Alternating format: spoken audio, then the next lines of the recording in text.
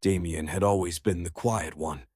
He preferred the company of books, sketching in the back of his notebooks, and avoiding the spotlight as much as possible. At school, he was practically invisible, except to Martin, the bad boy everyone either feared or admired. Martin was the opposite of Damien, loud, confident, always in trouble, and exuding a magnetic charm that made Damien's heart race. For months, Damien kept his crush a secret. How could he not?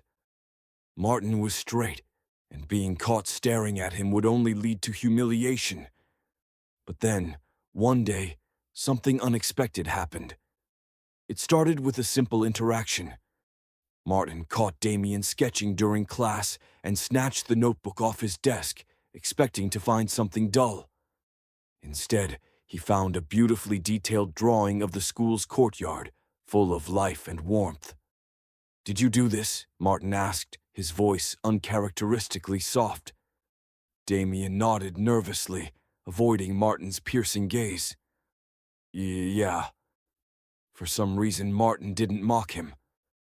Instead, he handed the notebook back and said, "It's good, really good." That moment triggered something neither of them could have predicted. Martin started sitting closer to Damien, asking him questions about his art, his favorite things, and even walking him home occasionally. At first, Damien thought Martin was just being friendly or bored. But there were moments when Martin's lingering stares and rare, hesitant touches made Damien wonder if there was something more. For Martin, it was confusing. He'd never thought of guys in that way before, and yet there was something about Damien. His soft-spoken kindness, his gentle laugh, his vulnerability that pulled him in. The bad boy found himself protecting Damien from bullies, sticking up for him in class, and spending hours thinking about him. At first, Martin tried to deny it.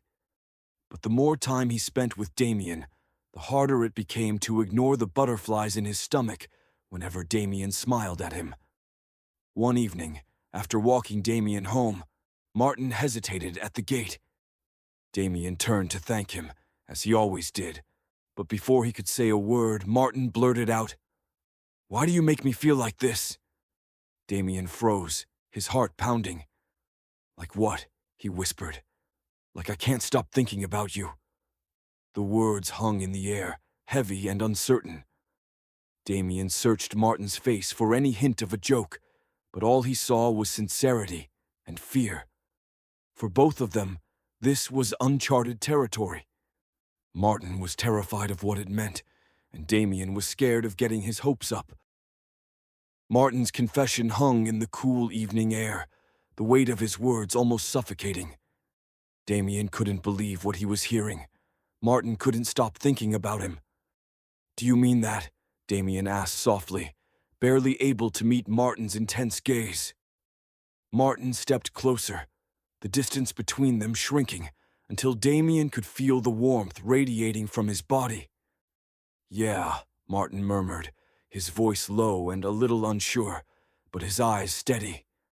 "I don't know what's happening to me, but I can't keep pretending it's nothing." Damien's heart pounded like a drum. A spark of boldness flickered within him. "Do you want to come inside?" Martin hesitated, glancing at the house behind him before nodding. "Yeah, okay." Inside, Damien led him upstairs to his room, which was neat and cozy, with art supplies scattered on the desk and a faint scent of vanilla lingering in the air. Martin looked around, taking it all in. "You live here alone?" Martin asked, his voice quieter now. My mom works late, so it's just me most evenings," Damien replied, sitting on the edge of his bed. He fiddled with the hem of his shirt, nerves threatening to consume him. Martin stood awkwardly in the middle of the room, looking uncharacteristically unsure of himself. Finally, he ran a hand through his messy hair and laughed nervously. "I didn't really think this far ahead." Damien smiled, his tension easing a little. "Me neither." There was a pause, charged and electric. Then Damien spoke, his voice almost a whisper. "You Can use the shower if you want. You've got paint on your hands." He gestured to the smudges of ink and dirt on Martin's fingers, a remnant of their earlier antics. Martin smirked. "Yeah, guess I could clean up." As Martin moved toward the bathroom, Damien felt a sudden, inexplicable surge of courage. "I can grab you a towel," he offered, standing and heading for the hallway closet. When he returned, Martin was already standing in the bathroom, shirtless, the faint glow of the overhead light catching on his toned chest. Damien froze, the towel clutched in his hands as his eyes roamed, shameless for once. "You okay?"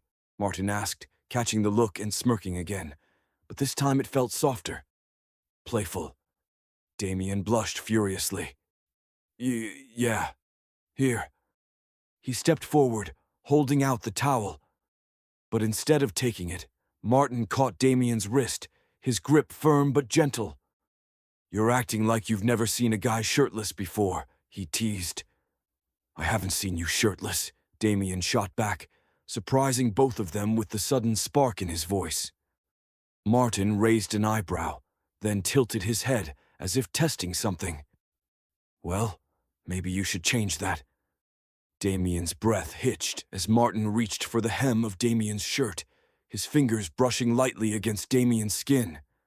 "You coming in, or are you just going to stand there?"